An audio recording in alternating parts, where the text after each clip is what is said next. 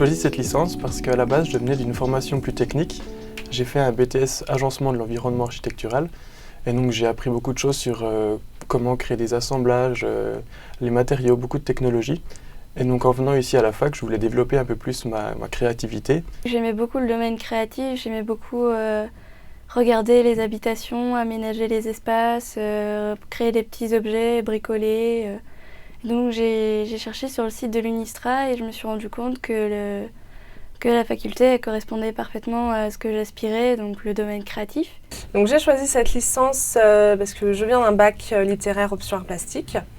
Et donc j'avais pas de doute concernant la suite de mon cursus. Je voulais vraiment continuer dans des études artistiques. Et mon enseignante de l'époque, donc en terminale, m'a conseillé l'université, et notamment l'université de Strasbourg, puisqu'il connaissait des anciens élèves qui étaient passés par là et qui étaient plutôt très satisfaits de leur formation.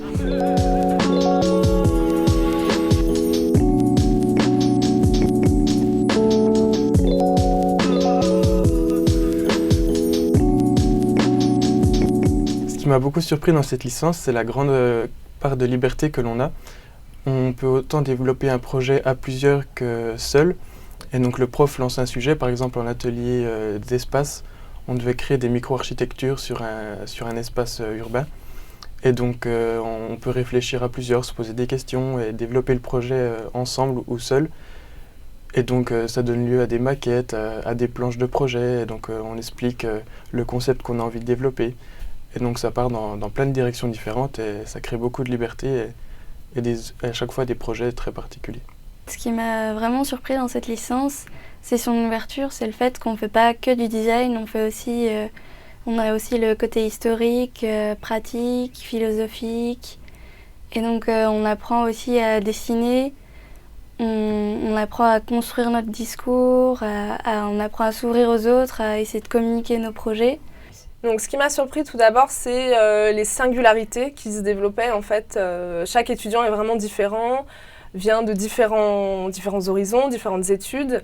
Et c'est vrai que dans des études artistiques, c'est quand même quelque chose qui est assez enrichissant. Et ces singularités se développent au fil des années, au fil de la licence. Et pour développer après chaque projet, on est amené à discuter, à rencontrer des étudiants différents.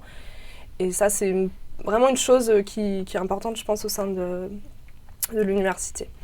Ensuite, ce qui m'a surprise également, c'est le fait qu'il faille développer une grande autonomie. Et ça, je pense que c'est vraiment un atout après dans la vie professionnelle. Après, dans tous les domaines, ça marche, mais c'est vrai que dans le milieu artistique, c'est quand même très important. Et on est beaucoup sur de l'entraide entre étudiants et enseignants. C'est vraiment quelque chose qui se développe tout au long de la licence et après, plus tard, dans le master.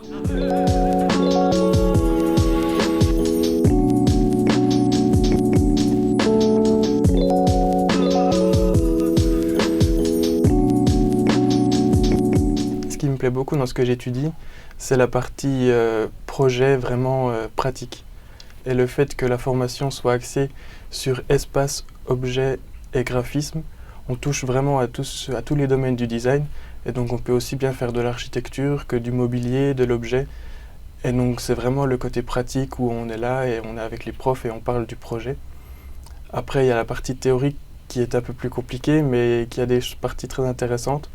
Par exemple quand on doit étudier les textes de certains designers ou architectes pour essayer de comprendre un peu les concepts qu'ils avaient derrière.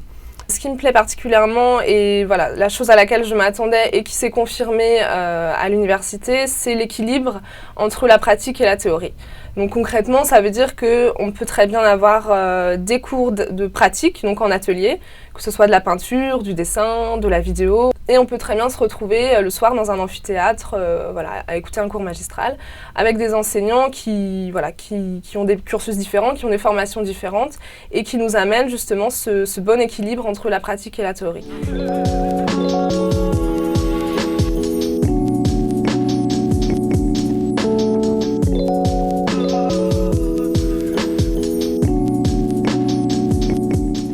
Pour préparer mon avenir, je suis actuellement en stage dans une entreprise et donc j'essaie de développer avec eux l'esthétique de leurs produits pour donner une plus-value à leurs produits.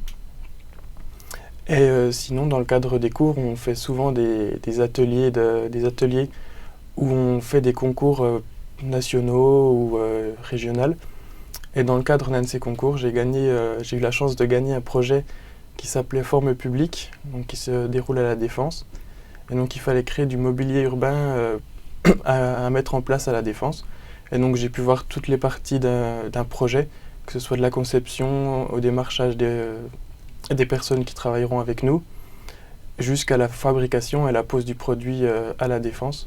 Donc actuellement, je désire préparer les concours de l'enseignement après le master recherche, et je suis aussi engagée sur plusieurs projets, donc hors fac si on peut dire.